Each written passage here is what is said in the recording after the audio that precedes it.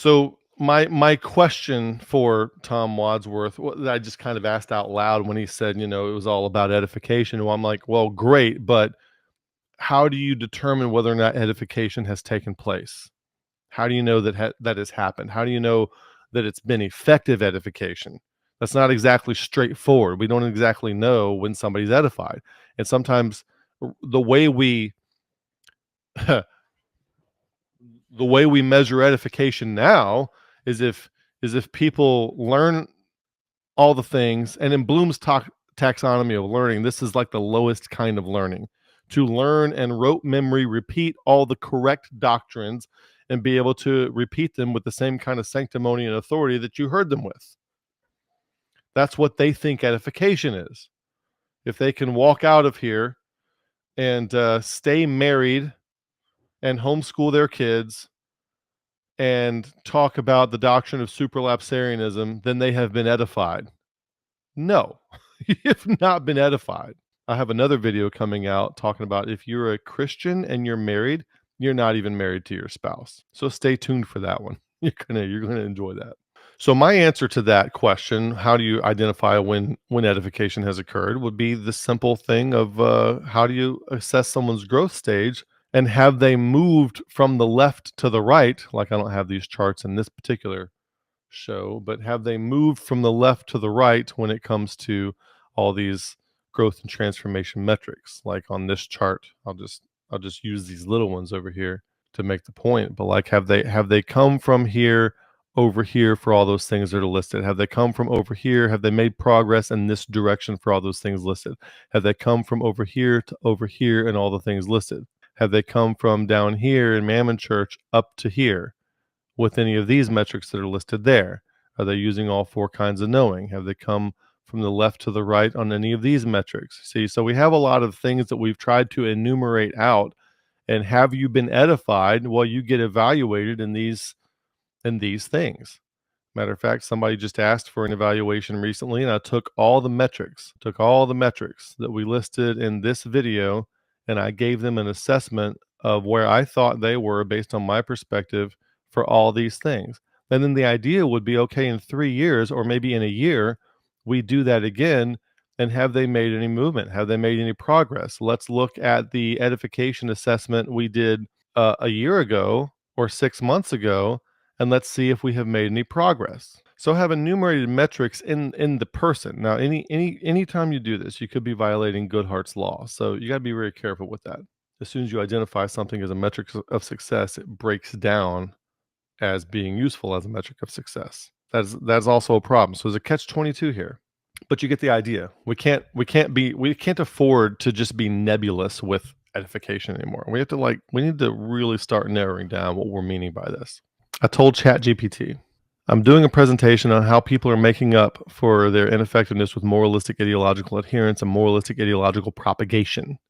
It seems that on one end of the spectrum is moralism, and on the other end of the spectrum is effectiveness. Those who give or imply moral reasons to agree with them are signaling that they are ineffective at anything practical in life. In other words, when the pastor reaches up there and implies that you are immoral if you don't see God's sovereignty the same way he does, he's signaling to you that he is ineffective in life. This also allows them to dismiss anything that might be complex or difficult. For example, Freud was a pioneer in his field and made all sorts of advances in the field of psychology. However, those who are overly simplistic will dismiss all of his work as a whole because some of it turned out to not be correct. So yeah, Freud wasn't right in everything, but he was a pioneer. And they fail to recognize that the advancements that his imperfect pioneering afforded to everyone who came after him. Some professing Christians dismiss Freud as sinful and immoral and use that as an excuse to discard his entire body of work or his contributions. And they certainly do the same thing about like the Kinsey report and stuff like that. Fundamentalist Christians have this idea that we are deemed moral if we simply say and affirm things like the following. Salvation is by grace through faith. Trust the finished work of Christ on the cross. God is sovereign. God is all-knowing. God is powerful. We have Christ's imputed righteousness. However, Christians tend to be ineffective and delivering on anything of any practical value. They say that we should love our spouse. And what this prompt is doing is letting you know where my mind is and the things that are floating around in my head, which I think is helpful to understand what we're talking about here. They say that we should love our spouses and that divorce is a sin, yet they don't equip anyone with practical or effective guidance for how to accomplish either one of those. Like, how do you love your spouse, especially when they're, putting you in double binds all the time, and they make you resent them all the time. How do you love a person like that? Christianity doesn't help you with that. And many Christian marriages are ending in divorce or existing altogether in pure misery. Like they perpetuate, they don't get divorced, but it's still a failed relationship because they're both miserable and they're in hatred and dysfunction. Saying that God is sovereign or that God is omnipotent or that salvation is by grace through faith or that hell is eternal conscious torment doesn't practically help anything. It doesn't help food production supply lines. It doesn't enhance the availability or efficiency of the textile industry. It doesn't help with transportation requirements or air travel or research or development in medicine. It doesn't solve or resolve any social issues. It just exacerbates the problems in these areas and many others, all while making people feel righteous and virtuous and moral for affirming these kinds of things and agreeing with various religious end groups about them. Tribalism. Daniel Schmachtenberger said that during the COINTELPRO, the CIA was concerned that various anti-war and anti-government and anti-military organizations might pose a serious national security threat to the United States, risking a possible revolution. So they spread the ideology through these groups of postmodernism. Instead of fighting the potential revolution head on, this had the effect of making the adherents of the ideology feel more moral and virtuous for believing certain things while also making them quite ineffective at actually carrying out a revolution. And what I've been trying to scream to Christians, I think that is exactly what has happened to Christians. Instead of following the way that is Christ and making improvements in the world that God created, which we should, those who are following the Creator ought to be the best at this, but we're terrible at it. We're not doing anything to help anybody. And what we are doing, we are believing things that make us feel moral, righteous, and virtuous for believing them, but also making us quite ineffective at actually bringing about worthwhile change in the world that could be helpful to anybody. We can't implement the way of Christ in our own life, much less than anybody else's. Your content continues right after this. This video is a short segment of a longer one. The full-length video is in the description below. We're moving all content on relationships, growth, and transformation to our new channel called BTF Grow and Relate. Future content in these categories will also be posted there, so subscribe and hit the bell icon to that channel to stay updated. Our website, Beyond the Fundamentals, offers valuable resources including our reading list and glossary to help digest our content. For personalized help, we offer paid one-on-one consultations. Just visit the website, scroll to the consultation section, and fill out the form to book a session. If you find our content valuable, please consider supporting us financially. It takes time and resources to create this content, and donations help make it possible. Supporters also receive an invitation to our weekly FSI group sessions. You can donate via the QR code or visit our donate page on the website, which offers 5 electronic ways to give. If you prefer another method, send me an email for more options. Follow us on YouTube, Facebook, and X, formerly known as Twitter. And now back to the content. I offer people personal and relationship counseling as part of my business. What I'm finding more and more is that relationship dysfunction is being caused, perpetuated, and exacerbated from their involvement with religious fundamentalist ideologies. The way they were raised, leaving them with unhealthy attachment styles, making them anxious attached and avoidant attached instead of securely attached. This causes all sorts of problems. I'm also learning that a lot of their relationship problems and personal problems are coming from complex trauma caused by the way that they were raised from early childhood.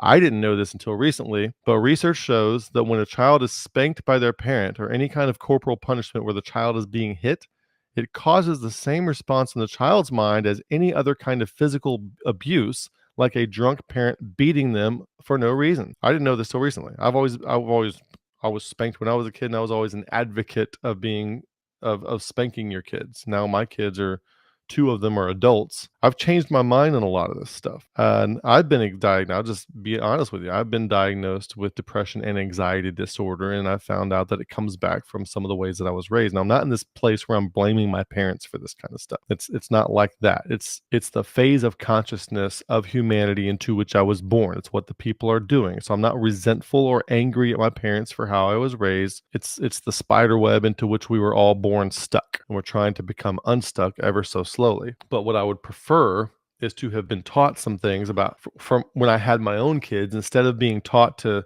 spank kids and let them cry for hours on end because it's, good for their health and stuff. Well, I think I get into some of this. I would rather have been taught about attachment theory and how attending to a child, young child, like 6 months old, 3 months old, attending to them too much or not attending to them enough can create unhealthful attachment styles that stay with them for the rest of their life. They've done experiments with kids. Listen to me. They've done experiments with kids where they test the attachment style at 9 months old, and the attachment style stays with them at a 90% prediction rate throughout their entire life. So little things about the way we do things with babies affects them for the rest of their life. And so having little kids don't remember that stuff gets stored in the body, no matter how little that body is, and it stays in there. You have to feel it to heal it, they say. It stays in there until it gets processed, which oftentimes it doesn't get processed, and they wind up having relational dysfunction later in life. Now, this would have been good to know before I started having kids, like a little religious, independent, fundamental, ideologically possessed Baptist trying to fill my quiver full of arrows for the Lord. And guess what? I'm telling you, it's not going well. Okay, 23 years after we started that, it's not going well, and a whole slew of endeavors. I know a lot of people who they we're Christians, we're pleasing God, we're raising our kids right, we're homeschooling our kids, all the things. You just don't know what's coming. The ideological Christiany stuff about how to raise your kids turns out to not actually be that great. Practically, it turns out to be very ineffective at producing functional adults. Functional, well-adjusted adults, creating lots of problems in people that we don't know we're creating. I'm trying to be real with you guys. And before you try to diagnose remotely what's going on with me, I probably have thought about this and read about it a lot more than you have, so don't do that. Pete Walker's work on complex trauma reveals the way that independent Baptists train parents to raise kids actually produces adults with unhealthy attachment styles, personality disorders, and complex PTSD. Now, the book did not say independent fundamental Baptist, but the things that are mentioned in the book is how independent fundamental Baptists are told to raise their kids. They teach that it's biblical to hit and spank and yell at their kids, causing CPTSD, and they teach them that leaving babies crying for hours on end and not realizing that they are saddling that child with unhealthy attachment styles that negatively affect them for the rest of their lives. Fundamentalist Christianity doesn't help the world deal with gender issues, how to address pandemics like COVID, or what institutions or arrangements might replace common cultural marriage as a more adaptive and more ethical. They don't help solve infrastructure problems, communication problems. They pollute the information ecology with inflammatory rhetoric that makes people magnetized toward tribalism and rivalry. They are taught what to think instead of how to think. They wind up thinking that they are morally better than anyone outside their in-group, but they aren't effective at all when it comes to solving society's or community's larger problems. They are actually part of the problem. And so then I asked ChatGPT, give me 30 more examples of how this happens, of examples of where this ineffectiveness shows up. And I'm not going to do the whole font thing with these, but just quickly, and you can screenshot this if you want it. I guess I can do this right here. You can rewind to that point, screenshot that, blow it up, and get it larger if you want to read it slower on your time. But it results in marriage problems and parenting issues and avoidance of therapy, sexual dysfunction, alienation from family, suppression of emotion, codependency in relationship, guilt-based parenting, distrust of others, mismanagement of time, lack of career growth, refusal to learn from secular sources, moral grandstanding in the workplace, avoidance of science and innovation, incompetence in leadership, financial irresponsibility, career restrictions, dismissal of historic figures, simplistic thinking, rejection of evidence-based thinking, anti-intellectualism, education gaps, failure to address public health issues, opposition to social safety nets, polarization and division, failure to adapt change, mishandling of crises, and religious opposition to AI and robotics, which is interesting that ChatGPT would put that in there, suppression of medical research and infrastructure neglect. These are just some ideas, okay? What if we, for example, took 30 things like this and said, okay, if we're going to edify people, then Christians should be leading the way in being more effective with these things. Then what would the world look like? I asked ChatGPT about Rodney Navy's statement here in light of all this that we've talked about. And it says it devalues practical achievements and problem solving. It promotes passive and ineffective thinking. It deflects responsibility from real world issues. It frames effectiveness as worldly and distracts from real solutions. Notice that it's spot on. It encourages tribalism and moral superiority. It contradicts the Bible's call for stewardship and practical love. And then it gives you a conclusion there. What else did I ask it? This might be way too small. But I asked it, okay, what how could the doctrine of imputed righteousness cause problems here? And it gave a bunch of these. It shifts the focus from action to mere belief. It encourages tribalism and in group superiority. It creates a sense of moral license. It leads to dismissal of practical wisdom and self improvement. It reinforces theological echo chambers. It provides an excuse for avoiding real responsibility. It leads to misunderstanding of sanctification. It disconnects Christianity from real world effectiveness. And I think those are the major points there.